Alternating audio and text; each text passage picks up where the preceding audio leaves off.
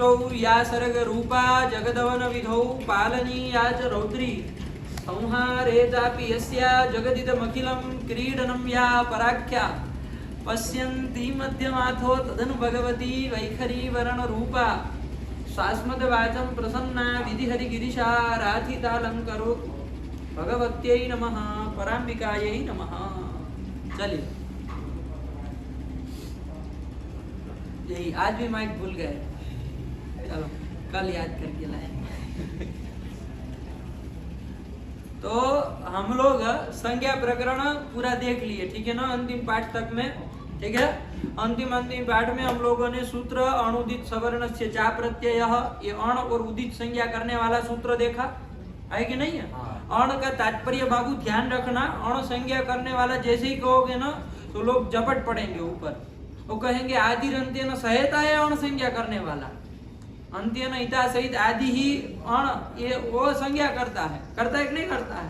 तो यहाँ हम जो यदि बोल रहे कि अण और उदित संज्ञा, तो अण मतलब तात्पर्य रखिएगा अ ई उ री री ए ओ ऐ औ आ य व र ल, इसमें अ और र को छोड़ देना बाबू, है ना, अ और र संज्ञा नहीं ना करता है। तो ये संज्ञा करने का वाला सूत्र अण संज्ञा का तात्पर्य ये है। आया कि नहीं आया ये ध्यान रखना बाबू, वरना फंस जाओगे।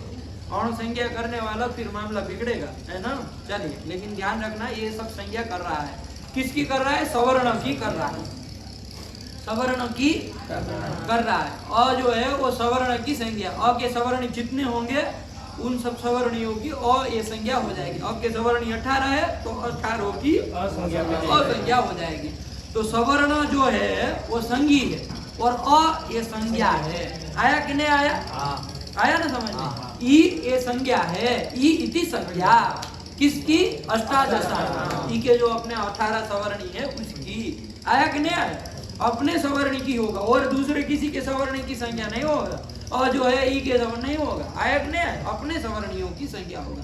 तो सवर्ण जो है वो संज्ञी है, अ जो है वो संज्ञा है। उसी तरह उदित जो कु चु टू तू पु है, पांचों की पांचों संज्ञा है। कु संज्ञा है, चु संज्ञा है, टू संज्ञा है, पु संज्ञा है, टू संज्ञा है, पु संज्ञा है, बहुत सारी हो गई। लेकिन ये 5 जो है वो संज्ञा है, लेकिन किसकी, अपने सवर्णियों की। अपने सवर्णी जितने भी है क ख ग घ ङ कु के सवर्णी, क के सवर्णी, तो उसकी संज्ञा कु है। आया कि नहीं आया। तो वो सवर्ण जो है वो संज्ञी है। एक कु चु टू तू ये जो उदित है हम उनको उदित नाम दे दिए हैं। आया कि नहीं आया। उदित मतलब क्या, उत इत यस्य, मतलब उत मतलब उकार, इत मतलब इत संज्ञा है जिसका, यस्य जिसका उकार इत संज्ञक है। तो कु का उकार इत संज्ञक है ना। कु का उकार की इत संज्ञा किससे होगी, तो किसी सूत्र से होगी, हैं, किसी सूत्र से होगी। अभी हमारे पास इत संज्ञा करने वाला एक ही सूत्र आया है, उससे नहीं होती है, हम जान रहे हैं, अलग से नहीं होती है। जो सूत्र आएगा तो देख लेंगे किससे होती है कि नहीं है। अभी क्यों माथापच्ची कर, तो लेकिन उसका उकार इत है। आया कि नहीं, तो वो जो है उदित कहलाते हैं। ठीक, ये सब संज्ञा उदित संज्ञा होती है किसकी, सवर्ण की। ये कर दिया। लेकिन इसमें अण में एक खाली विशेषण दे दिया, अविधीयमानो अण। अण जो है वो विधिमान रहेगा तो किसी वो अपने सवर्णियों की संज्ञा नहीं कराएगा। फिर तो जो लिखा होगा वही समझा जाएगा, और लिखा होगा तो उससे ह्रस्व ही समझा जाएगा, दीर्घ प्लुत वगैरह वगैरह नहीं समझे जाएंगे यदि विधिमान रहेगा तो। आया कि नहीं, अविधीयमान होना चाहिए, उसके पीछे लगा दिया अविधीयमानो अण उदित च सवर्ण से संज्ञा स्यात्। ये बहुत अच्छे से हम लोगों ने जान लिया, कोई दिक्कत नहीं ना है, अब कोई संदेह नहीं ना है। हाँ, ये कर दिया। इसके बाद कौन सूत्र आया बाबू, ये संहिता संज्ञा करने वाला सूत्र भी हम लोगों ने देख लिया। परह सन्निकर्ष संहिता, परह मतलब अत्यंत। आया कि नहीं। कोई होता है श्रेष्ठ, एक होता है परश्रेष्ठ, परम श्रेष्ठ भी कह देते हैं, परश्रेष्ठ भी कह देते, कहते कि नहीं कहते। अरे ये श्रेष्ठ है लेकिन ये तो परम श्रेष्ठ है। एक तो होता है पूज्य, एक होता है परम पूज्य। आया कि नहीं आया, लोगों को मतलब बोलने का। अब तो आजकल सबको परम पूज्य लोग कहने लगे हैं, लेकिन परम पूज्य सोच विचार करके प्रयोग करना चाहिए, है कि नहीं। पूज्य अलग होता है, परम पूज्य अलग होता है, परम पूज्य है कि नहीं। तो परम मतलब अतिशय न पूज्य। आया कि नहीं आया, यही मतलब हुआ ना। तो पर शब्द का अर्थ है अतिशय, अतिशयी न। पर मतलब अतिशयितः, जो उन्होंने लिखा वैसा है ना, अतिशयितः। आया कि नहीं, पर मतलब अतिशयितः। आया कि नहीं। मतलब अत्यंत, यदि और स्थूल भाषा में अनुवाद करना हो तो अत्यंत आया कि नहीं। पर सन्निकर्ष आया, सन्निकर्ष मतलब क्या, तो सन्निकर्ष मतलब क्या, सन्निधि, सन्निधि है कि नहीं है। कहेंगे सन्निधि मतलब क्या है कि नहीं, तो कहा सामीप्य, सन्निधि मतलब क्या, सामीप्य। तो अत्यंत जो सामीप्य है वही संहिता है। अत्यंत सामीप्य को ही क्या कहते हैं, संहिता कहते हैं। आया कि नहीं। प्रश्न हुआ किसका अत्यंत सामीप्य, किसकी अतिशयितः सन्निधि, किसकी, तो यहाँ और किसी की तो लेंगे नहीं। यहाँ चूंकि शब्द का शास्त्र चल रहा है तो वर्णों की ही बात करेंगे। तो वर्णा नाम, ये अध्याय कर लेंगे, वर्णा नाम अतिशयितः सन्निधि संहिता संज्ञा। कि वर्णों का जो अत्यंत सन्निधि है, सामीप्य है, उस सामीप्य को ही हम क्या कहते हैं, संहिता कहते हैं। वर्णों का जो अत्यंत सामीप्य है कि नहीं है, बीच में काल का व्यवधान, चाहे किसी का व्यवधान नहीं होना चाहिए, है कि नहीं है। जितना अपेक्षित है उतना, एक 700 सवर्ण बोले नहीं जाते हैं, क्रम से ही बोले जाएंगे। तो जितना अपेक्षित टाइम चाहिए उतना तो रहेगा, लेकिन उससे अधिक नहीं होना चाहिए। जैसे हम कहे कल उदाहरण के लिए दधी, ये बोल के खड़े हो गए 1 सेकेंड 2 सेकेंड, फिर बोले अत्र, तो अब वर्णों का अत्यंत सामीप्य नहीं ना हुआ, अत्यंत सामीप्य, व्यवधान आ गया, कुछ काल का व्यवधान आ गया, है कि नहीं। तो ये संहिता नहीं कहलाएगी। यहाँ पर वर्णों की संहिता है ये नहीं कह पाएंगे, वर्णों का अत्यंत सामीप्य है ये नहीं कह पाएंगे। आया कि नहीं आया, बात समझ आए। लेकिन हम बोले दधि अत्र, दध्यत्र, ऐसे बोल दे, साथ में मिला करके बोल दे, ये क्या हो गए, संहिता। वर्णों का अत्यंत सामीप्य हो गया, यही संहिता हो गई, इसी को कहते हैं संहिता। वर्णा नाम अतिशयितः सन्निधि संहिता संज्ञा। संहिता बाबू संज्ञा है जो ये सूत्र कर रहा है, किसकी करता है, तो वर्णों के अत्यंत सामीप्य की संहिता संज्ञा कर रहा है। तो वर्णों का जो अत्यंत सामीप्य है वो संज्ञी है, वही क्या है, संज्ञी है। और संज्ञा क्या है, संहिता। आया कि नहीं, ये इसका विवेक आया समझ में। वर्णा नाम अत्यंत अतिशयितः सन्निधि, मतलब वर्णों का जो अत्यंत सामीप्य है। आया कि नहीं आया, उसी को क्या कहते हैं, संहिता कहते हैं। ये कर दिया, परसन्निकर्ष संहिता, सरल सी बात है। कोई ऐसी कोई जटिल बात नहीं है, सीधी सीधी बात है, उसको आराम से समझना चाहिए, दिमाग के ऊपर कोई जोर डाले बिना। आया कि नहीं ऐसा सांग, तो ये कर दिया, ठीक है। इसके बाद आया कौन सूत्र, अलोनंतराः संयोगः, अलोनंतराः संयोगः, ये सूत्र, इसको भी हमने देख लिया, संयोग संज्ञा करने वाला सूत्र था। आया कि नहीं, किसकी संयोग संज्ञा होती, हल की होती है, अलह संयोग। वांगुर थोड़ी देर उधर काम करो यार, इधर खुला है तो चलो बंद।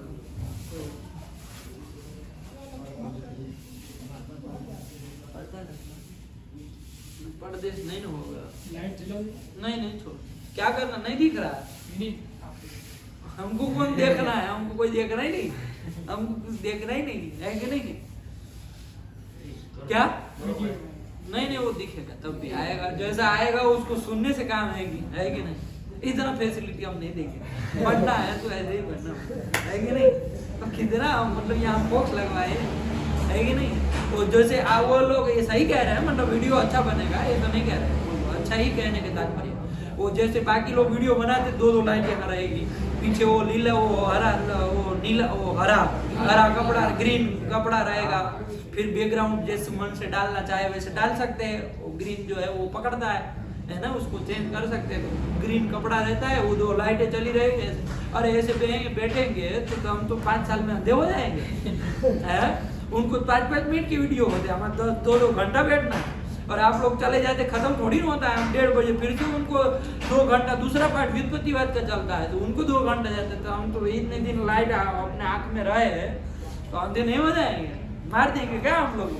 तो फिर चलता है ना, हम लोगों का इसमें वो बोलना ही मुख्य है कि नहीं। शब्द शास्त्र है, शब्द मुख्य है, चित्र देखना कोई मुख्य नहीं है। आया कि नहीं, चलिए। तो ये कर दिया हमारा क्या, अलोनंतराः संयोगः, संयोग संज्ञा होती है ना, संयोग संज्ञा करने वाला ये सूत्र है। किसकी संयोग संज्ञा होती, हल की होती है ना। 2 हल हो चाहे 3 हल हो तो उनकी क्या होती, संयोग संज्ञा हो जाती है। तो कहीं पर भी हल होगा संयोग संज्ञा हो जाएगी, ऐसा यदि कहे तो कहा नहीं। अनंतराहा हलह संयोग संज्ञा स्युः, अनंतराहा विशेषण दे दिया। हलह का विशेषण क्या दे दिया बाबू? अनंतराहा। आया कि नहीं आया? क्या विशेषण दे दिया? अनंतराहा। अनंतराहा। अब कहेंगे अनंतराहा मतलब क्या? रुकिए एक मिनट थोड़ा देख लेते हैं अनंतराहा को। कल जल्दी जल्दी में कर दिए थे लेकिन समझ में तो आ ही गया था, लेकिन फिर भी कर देते हैं। अनंतराहा बाबू मतलब क्या? इसको समझना है। अनंतराहा हलह संयोग संज्ञा स्युः, स्युः रहेगा ना बाबू, स्यात् स्याताम स्युः। आप लोग जान ही रहे है कि नहीं? ज्यादा है ना, हलह बहुवचन है और ये बहुवचन है, ये भी बहुवचन की संज्ञा बहुवचन है ना, राम रामो रामः इसकी तरह, तो स्युः ये कर दिए। आया क्या? अनंतराहा हलह संयोग संज्ञा। अनंतरा मतलब क्या ये हमको समझना है। हल की हल जो है वो संयोग संज्ञक होता है, हल की संयोग संज्ञा होती है, हम समझ गए, कोई दिक्कत नहीं, ठीक है ना। हल जो है 2 हल रहेंगे, चाहे 3 हल रहेंगे, 4 रहेंगे, 5 रहेंगे, जितने भी हल रहेंगे उनकी संयोग संज्ञा होगी, लेकिन कैसे होने चाहिए? अनंतरा। अनंतरा मतलब क्या? तो अनंतर को समझने के लिए अंतर को पहले समझना पड़ेगा, है कि नहीं? अंतर को समझना पड़ेगा। अंतर शब्द का क्या मतलब है कि नहीं? अंतर शब्द का क्या अर्थ है? तो अंतर शब्द का अर्थ है व्यवधान। क्या अर्थ है बाबू? व्यवधान। व्यवधान को हम कहते हैं अंतर, है कि नहीं? अंतर शब्द का अर्थ क्या है? व्यवधान। व्यवधान है ना, अंतर है।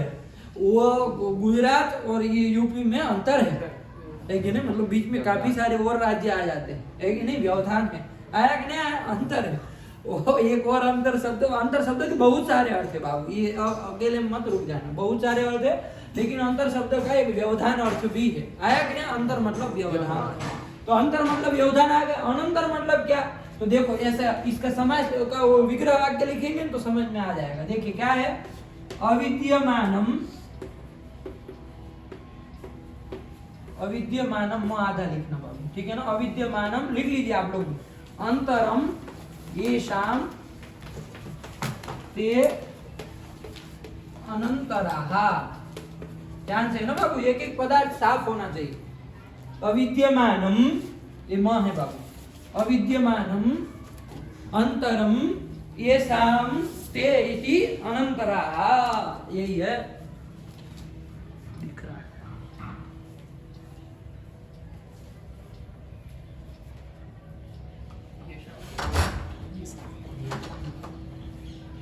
अविद्यमानम अंतरम येषां ते इति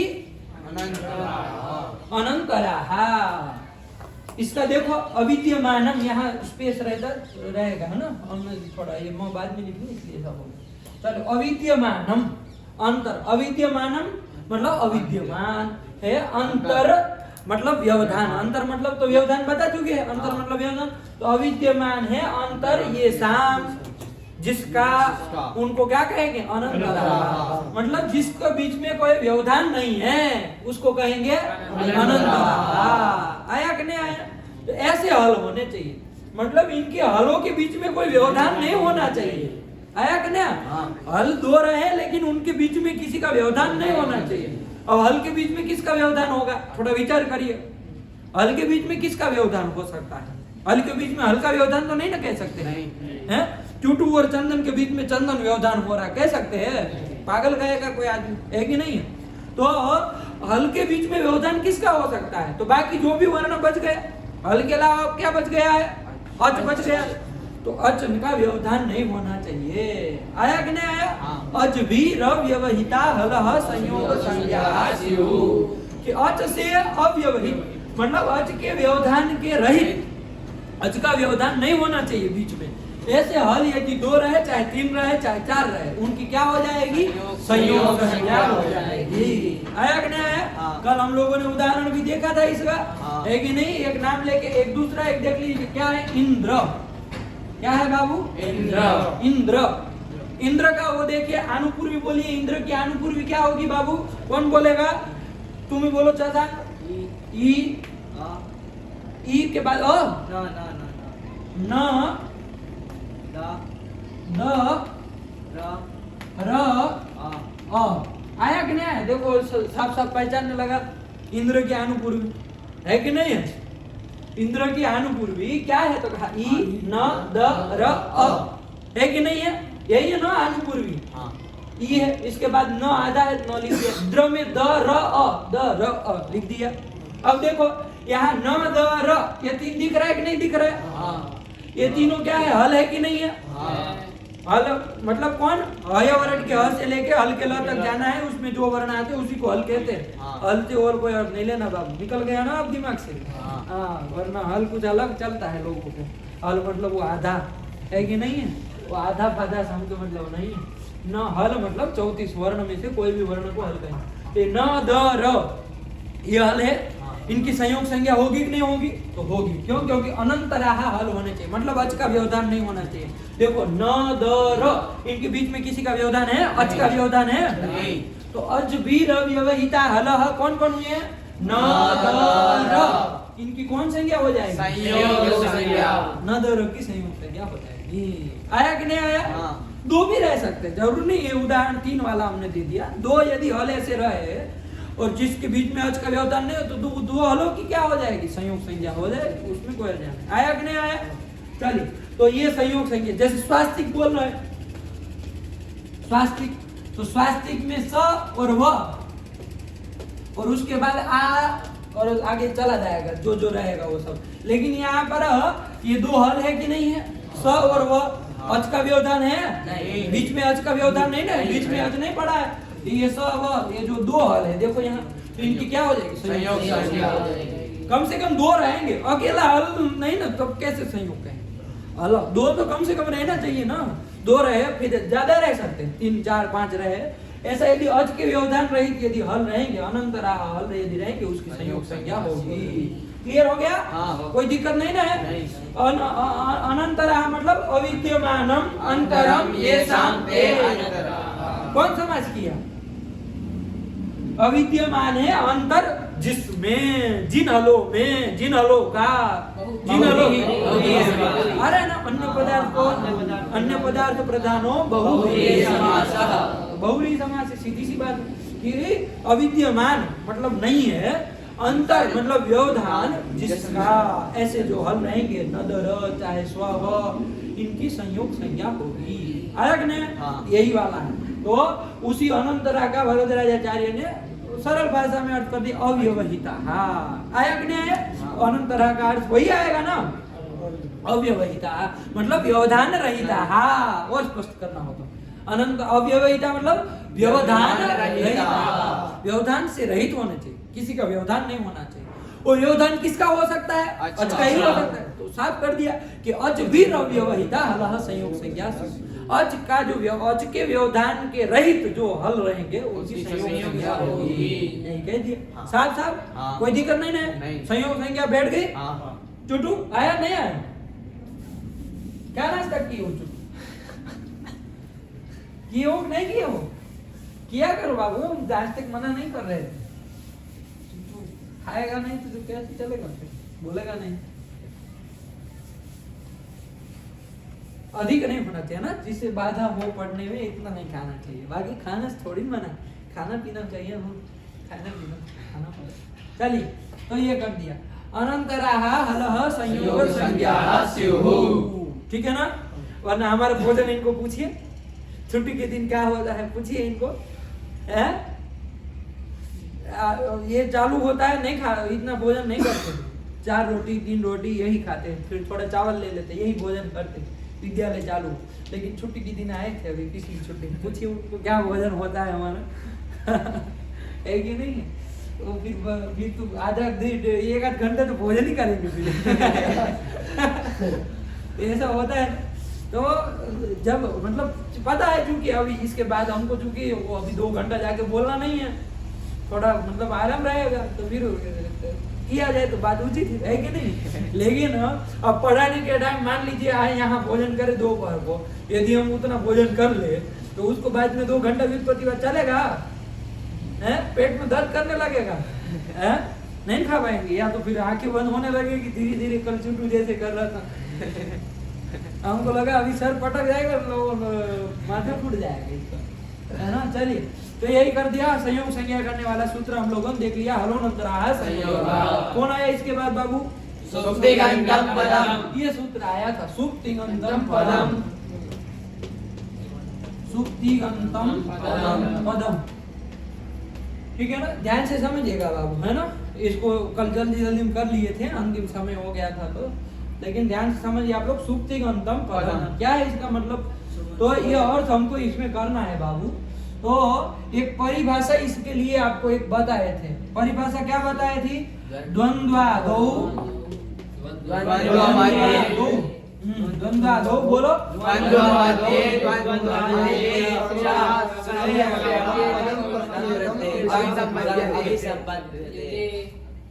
बोलो चूटू।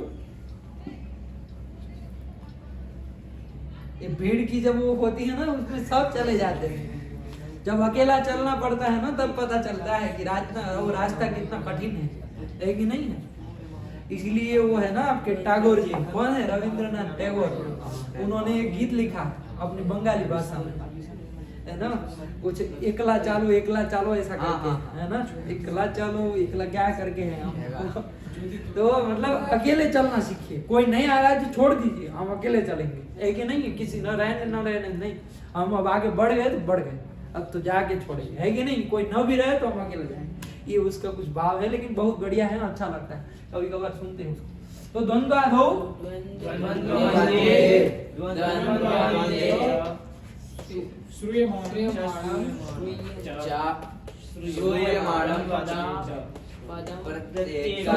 द्वंद्वान्ते च इधर रहेगा ना, श्रूयमाणं पदम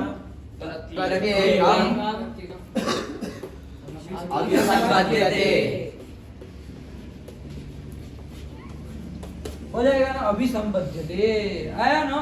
चलिए, द्वंद्व कल लिखा है ही थे, कोई वो नहीं है, नई बात नहीं बता रहा है। द्वंद्वादौ द्वंद्व मध्ये द्वंद्वान्ते च श्रूयमाणं पदम प्रत्येकम अभिसंबध्यते। द्वंद्व के आदि में यदि कोई पद आता है, द्वंद्व के आदि में पद आता है, तो उसका भी प्रत्येक के साथ अन्वय होता है। आया कि नहीं? द्वंद्व के मध्य में ऐसा कोई पद आता है, उसका भी सबके साथ अन्वय होता है। और द्वंद्व के अंत में यदि कोई पद आता है, तो उसका भी सबके साथ प्रत्येकम अभिसंबद्ध, मतलब प्रत्येक के साथ अन्वय होता है। यही इसका मतलब है कि नहीं है? जैसे कोई दृष्टांत बता पाएंगे? जगत उत्पत्ति स्थिति लय, ऐसा कहते हैं ना, जगत उत्पत्ति स्थिति लय करता, ऐसा कहते हैं ना। अक्सर भगवान के लिए ऐसा विशेषण दिया जाता है ना, कि जगत की उत्पत्ति स्थिति मतलब पालन और लय मतलब नाश करता, करने वाले जो है कौन? ईश्वर करता है कि नहीं? ऐसा कहते कि नहीं कहते? जगत क्या बोलते? जगत उत्पत्ति स्थिति लय करता। आया कि नहीं? देखो उसमें क्या है? उत्पत्तिश्च स्थितिश्च लयश्च इति उत्पत्ति स्थिति लयः, है कि नहीं? है तीन है, इसका द्वंद्व किया कि नहीं किया? किया। अब उसके बाद किसकी उत्पत्ति स्थिति लय करने वाले हो? तो कहा कि जगतः उत्पत्ति स्थिति लय करता, उत्पत्ति स्थिति लय, ये कहा। अब देखो ये द्वंद्व के आदि में श्रूयमाण पद कौन है? जगत। उसका प्रत्येक के साथ अन्वय। तो क्या मतलब हो गया कि जगत की उत्पत्ति, जगत की स्थिति, जगत का लय, नाश। आया कि नहीं आया? तो द्वंद्व के आदि में श्रूयमाण पद का प्रत्येक के साथ अन्वय किया कि नहीं किया? वरना तो जगत उत्पत्ति स्थिति का अर्थ क्या होता है? जगत की उत्पत्ति करने वाले। स्थिति लय किसका ये नहीं ना पता चलता, किसकी स्थिति? अरे जगत की उत्पत्ति कर दी, फिर स्थिति किसकी कर रहे हो भाई? लय किसका कर रहे हो फिर? तो जगत का ही ना।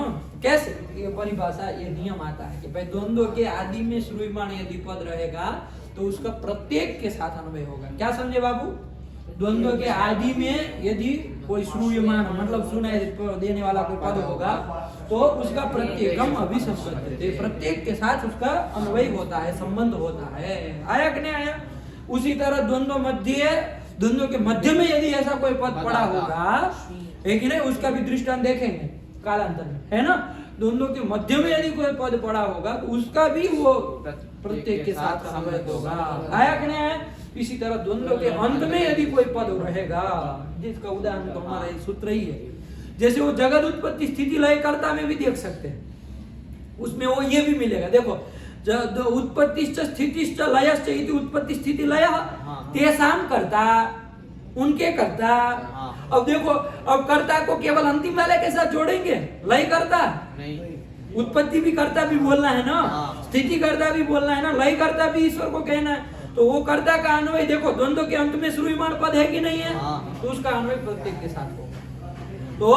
तो उत्पत्ति कर्ता, स्थिति कर्ता, लय कर्ता, दोनों उदाहरण उसमें मिल गए। जगत उत्पत्ति स्थिति लय कर्ता में द्वंद्व के आदि में पड़ा जगत भी प्रत्येक के साथ अन्वय हुआ, और द्वंद्व के अंतिम में पड़ा कर्ता का भी सबके साथ अन्वय हुआ कि नहीं हुआ? हुआ कि नहीं हुआ? तो जगत उत्पत्ति करता, जगत स्थिति करता, जगत लय करता, ये अर्थ उससे आता है। आता है कि नहीं आता? क्या समझे नियम? बोलो अर्थ क्या समझे नियम? तो प्रत्येक के साथ संबंध रखता है। प्रत्येक के साथ हम संबंध होता है, किसका? द्वंद्व। ये द्वंद्व आदो हमने कुछ अलग लिखा है, द्वंद्व ना नहीं है बाबू, द्वंद्व आदो क्या है इसका मतलब? तुम बोलो। द्वंद्व के आदि में, द्वंद्व के मध्य में व द्वंद्व के अंत में जो श्रूयमाण पद होगा उनकी प्रत्येक के साथ संबंध होगा, उसका प्रत्येक के साथ संबंध होगा। इतनी सरल सी बात है। तुम बोलो। द्वंद्व का नहीं बाबू, द्वंद्व के आदि में, द्वंद्व के मध्य में, द्वंद्व के अंत में श्रूयमाण जो पद है उनके प्रत्येक उस पद का, श्रूयमाण पद का द्वंद्व के आदि में कोई पद पड़ा है, द्वंद्व के मध्य में कोई पद पड़ा है, चाहे द्वंद्व के अंत में कोई पद पड़ा है, उस पद का प्रत्येक के साथ, द्वंद्व में जितने भी पद आए उन सब के साथ संबंध होता है। ठीक है, नहीं समझे? क्या बोले बाबू? द्वंद्व के आदि में, द्वंद्व के मध्य में, द्वंद्व के अंत में जो श्रूयमाण पद होता है उसका प्रत्येक में ये संबंध होता है। अभी संबंध बोलो चाहे संबंध बोलो, एक ही बात है। बोलो। द्वंद्व के आदि में, द्वंद्व के आदि में, द्वंद्व के मध्य में और द्वंद्व के अंत में जो श्रूयमाण पद, श्रूयमाण जो पद होता है उसका प्रत्येक के साथ संबंध होता है। द्वंद्व में जितने पद है उन सबके साथ संबंध होता है। केवल अंतिम में है तो अंतिम वाले के साथ, वो आदि में हो तो आदि वाले के साथ अन्वय, ऐसा नहीं, सबके साथ अन्वय होता है। बात समझ में आई कि नहीं? चल, तो ये हो गया। तो ये है नियम है, ये नियम याद होना चाहिए चुटू, कि किसको किसको नहीं याद है। अब देखो वही लिखने वाला थोड़ा काम कर लिया है। क्या है? द्वंद्वादौ द्वंद्व मध्ये द्वंद्वान्ते च श्रूयमाणं पदं, च श्रूयमाणं पदं प्रत्येकम अभिसंबध्यते। हाँ, बोल लिया। चलो आगे बोलो तुम। द्वंद्वादौ द्वंद्व मध्ये द्वंद्वान्ते च श्रूयमाणं पदं प्रत्येकम अभिवंद्यते। सब पदों को वर्णन कर देना। प्रणाम भैया, प्रणाम। अभिसंबध्यन्ते, संबध्यते, अभिसंबध्यते। हाँ, ये अक्षरों की गलती नहीं होनी। तुम बोलो बाबू। द्वंद्वादौ द्वंद्व मध्ये द्वंद्वान्ते च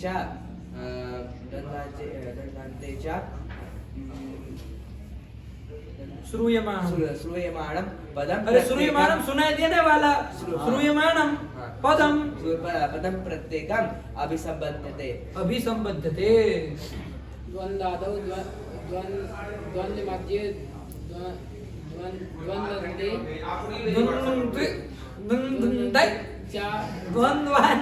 द्वंद्वान्ते च। अरे द्वंद्वादौ मतलब द्वंद्वस्य आदौ, द्वंद्व मतलब द्वंद्वस्य मध्ये, सच्ची तत्पुरुष समास है सब जगह। द्वंद्वान्ते मतलब द्वंद्वस्य अंते, तो द्वंद्व के आदि में, द्वंद्व के मध्य में, द्वंद्व के अंत में, ये तो चीज है। तो फिर प्रत्येकम, च प्रत्येक के साथ सब के पीछे च लग जाएगा। ये श्रूयमाणं पदम, श्रूयमाणं पदम प्रत्येकम संबद्ध, अभिसंबध्यते। 20 बार अभिसंबध्यते नियम तुम्हारे साथ। संबध्यते, देखो संबंध करा रहे इस नियम के साथ तुम्हारा ना। 20 बार डालो, 20 ज्यादा करे 20। चुटू तुम बोलो। द्वंद्वादौ द्वंद्व मध्ये द्वंद्वान्ते च श्रूयमाणं पदम प्रत्येकम अभिसंबध्यते। अभिसंबद्धते। आप लोगों को आया कि नहीं आया? बोलिए सब लोग साथ में। द्वन्द्वादौ द्वन्द्वमध्ये द्वन्द्वान्ते च श्रूयमाणं पदं प्रत्येकम् अभिसंबध्यते। हो गया? यही है। आया ना? नियम याद होना चाहिए। कुलदीप बोलो तुम। द्वन्द्वादौ द्वन्द्वमध्ये द्वन्द्वान्ते च श्रूयमाणं पदम प्रत्येकम अभिसंबध्यते। आया कि नहीं? यही कर दिया, ठीक है ना? तो अब जब अभी ये नियम याद रखना, अभी सूत्र का हम लोग अर्थ करने जा रहे हैं, ठीक है ना? सुप च तीन च कौन समास कर दिए बाबू? सुप तिंगो कौन समास कर दिए? द्वंद्व समास किए। आया कि नहीं आया? सुप च तीन च इति सुप तिंगो, रामश्च कृष्णश्च इति रामकृष्णौ, उन की तरह सुप च तीन च इति सुप तिंगो। आया कि नहीं आया? ये कर दिया। अब सुप तिंगो, ये प आधा होता है ना, मात्रा इधर चली जाती है, इसलिए कुछ वो मत समझिए। सुप तिंगो ही है। आया कि नहीं आया? सुप तिंगो अंत्य यस्य, सुप और तिंग अंत में है जिसके, तत् सुप्तिंगंतम बन जाएगा ना? तत् सुप्तिंगंतम, ये वाला बन जाएगा। तत् सुप्तिंगंतम। ये कौन समास की है? सुप तिंगो मतलब सुप और तिंग, अंत्य मतलब अंत में है, यस्य जिसके। समास आया कि नहीं? अन्य पदार्थ बता रहा है, जिसके अंत में सुप और तिंग हो, सुप अथवा तिंग हो, उसी को क्या कहेंगे? सुप्तिंगंतम, और उसी की पद संज्ञा होती है। आया कि नहीं? तो सुप्तिंगंतम पद संज्ञम स्यात्, यही अर्थ आया। अब देखो यहाँ पर वो नियम हमने लगाया कि द्वंद्व किया था सुप और तिंग का, सुप तिंगो बना था, उसके अंत में श्रूयमाण कौन पद है? अंत पद ही है। इस अंत का अन्वय सुप के साथ भी करना, तिंग के साथ भी करना है।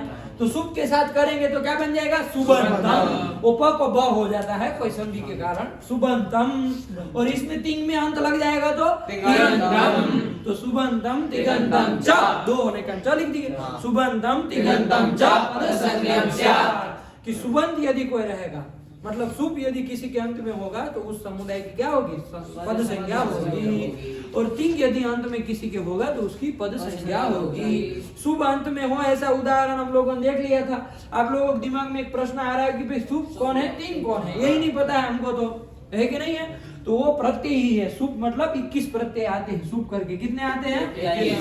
21 प्रत्यय आते हैं ना सुप करके। और तिंग करके कितने आते हैं? तिंग करके 18 प्रत्यय आते हैं। वो आपको बता दिया जाएगा। जब वो जान लेंगे कि ये सुप है, ये तिंग है, वो जिसके अंत में रहेगा उसकी क्या कर देंगे? पद संज्ञा कर देंगे। आया कि नहीं?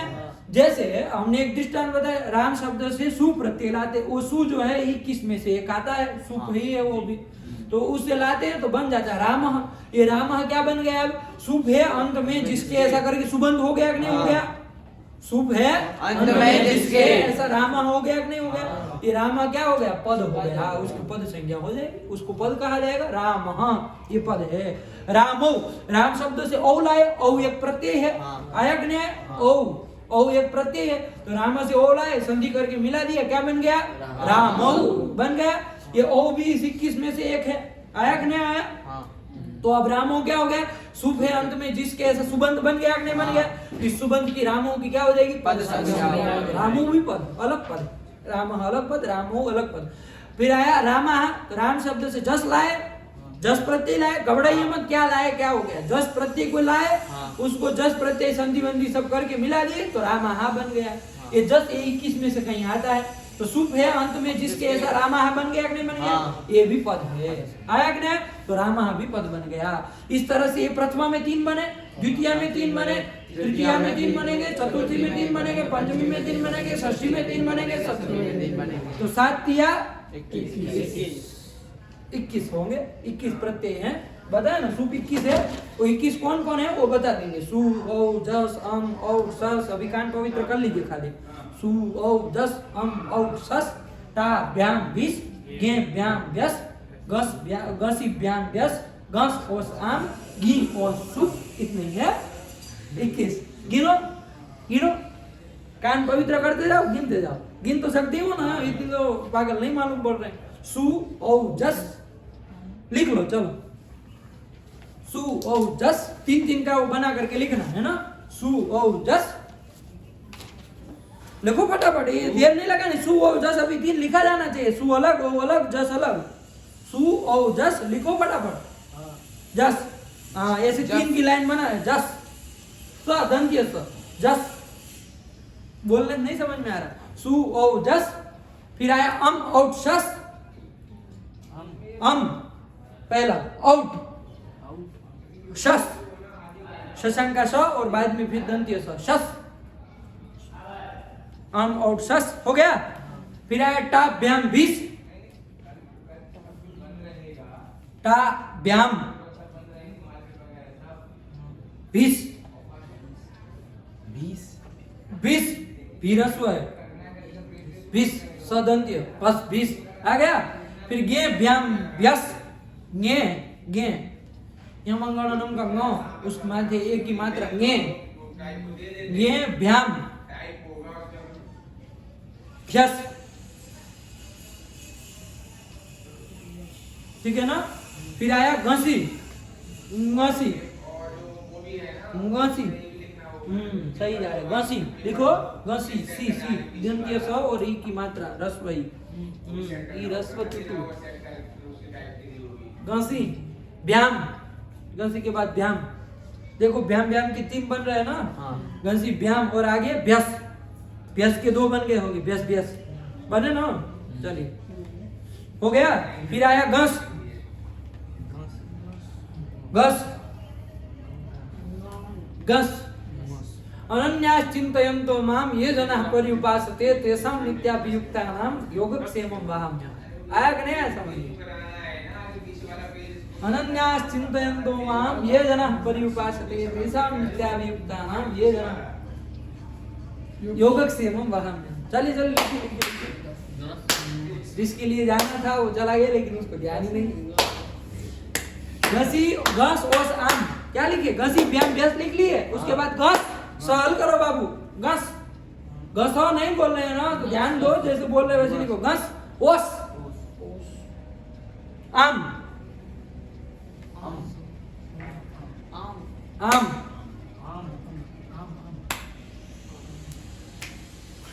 घस ओस आम। उसके बाद आया नी, नी नी, ग है, ई की मात्रा है, रस्व ई मात्रा जोड़ो। गी ओस, ओस ओ ओस। चुटू ऐसा ओस लिखते हो? ओस सुप, सुप। कितने हो गए? 21। यही सुप है। देखो सु से चालू किया था, अंतिम में कौन आया? उसमें अंतिम में वर्ण कौन सा है? तो इधर का सु लिया सबसे पहला, उधर का प लिया, तो क्या बन गया? सुप। यही सुप लिया है, प्रत्याहार बना दिया। 21 को हमने एक छोटे शब्द से कह दिया सुप। आया कि नहीं आया? नहीं समझे? समझ गए। आया ना? सु पहला वाला सु ओजस का सु लिया और सुप का प लिया, प्रत्याहार बना दिया सुप। आया कि नहीं आया? यही आपका है ये सुप। मतलब ये 21 में से कोई भी यदि अंत में रहेगा तो उसकी कौन संज्ञा हो जाएगी? पद संज्ञा हो जाएगी। सुप अंत में यदि किसी के होगा, मतलब 21 में से कोई भी प्रत्यय अंत में रहेगा तो उसकी कौन संज्ञा हो जाएगी? पद संज्ञा हो जाएगी। आया कि नहीं आया? क्लियर? ये कर दिया। इसके बाद 3 कौन होता है? तो 3 18 होते हैं, अब वो नहीं लिखाएंगे। तिप तजी सिप थस्थ विबस मस्त आतम द थास आतम द्वम ईड वही मही, ऐसा कोई 18 है कि नहीं? सुनने में अच्छा लगा? तो ऐसे ही कोई 18 है, उसमें से कोई भी यदि अंतिम में रहेगा तो उसको क्या होगी? पद संज्ञा होगी। सुबंतम तिगंतम च पद संज्ञा उच्चार। अर्थ आया कि नहीं आया? कि हमने क्या? द्वंद्वान्ते श्रूयमाणं पदम प्रत्येकम अभिसंबध्यते। द्वंद्व के अंत में अंत शब्द सुनाई दिया था, तो यहाँ पर भी अन्वित हुआ, यहाँ पर भी अन्वित हुआ। तो सुबंत और तिगंत की पद संज्ञा होती है। हिंदी में बोलना हो तो सुप है अंत में जिसके, उसकी पद संज्ञा होती है। तिग है अंत में जिसके, उसकी पद संज्ञा होती है। क्लियर? चल, यही सुप तिगंतम पदम का अर्थ हुआ, पद संज्ञा करने वाला सूत्र आपका हो गया। ये तिगंत का एक उदाहरण दे दिया था आपको, भवती। क्योंकि वो पचती दे दिया, भवती दे दिया, एक ही बात है। वो भू धातु से चाहे पच धातु से ती करेंगे ना और सब कार्य करेंगे तो भवती बन जाता है। तो तिप 18 में एक प्रत्यय, वो अंत में यदि रहेगा तो उसकी पद संज्ञा हो जाएगी, तो भवती पद संज्ञा हो गया। तो रामः भी पद संज्ञा, पचति भी पद संज्ञा। तो रामः पचति इस वाक्य में कितने पद है, तो क्या उत्तर दोगे? रामः पचति ये वाक्य है, वाक्य में किसके कितने पद है? रामः पचति इस वाक्य में कितने पद है? चुटू बताओ। 2 पद है। कितने पद है? कौन कौन? एक और दूसरा एक। राम है ये सुबंत पद है और वो तिगंत पद है। इतना अंतर है। आया कि नहीं आया? आप लोग सूत्र में भी विचार करते हैं ना कि कितने पद हैं? ये पद यही वाला पद आप विचार करते हैं। आया कि नहीं? आदि ही अंत्येन सह इता कितने पद है? तो कहें 5। ऐसा बोलते हैं ना। 5 पद कौन है? तो आदि ही। देखो आदि शब्द से सु आया था, 21 में से सु आया था, तो आदि ही बन गया नहीं बन गया? तो सुप है अंत में जिसके वो सुबंध कौन हुआ? आदि ही, वो पद है। तो एक पद आपने कह दिया आदि ही इति एकम पदम। आया कि नहीं? फिर अंत्य न, अंत्य शब्द से टा होकर ये होकर के अंत्य न बन गया रामायण की तरह, तो वो भी पद हो गया। तो एक दूसरा पद है। ऐसे ही गिनते हैं ना, यही पदों को तो हम गिनते हैं। आप लोगों को बहुत पुराना नाता है पदों के साथ, है कि नहीं है?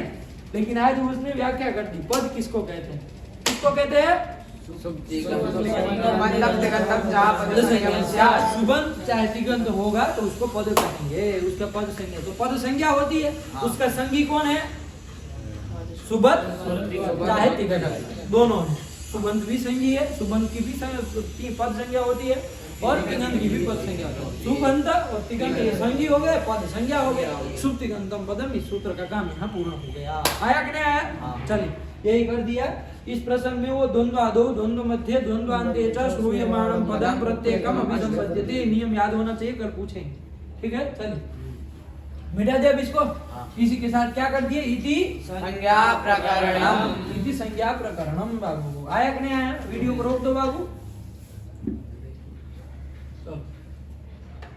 बंद कर दो।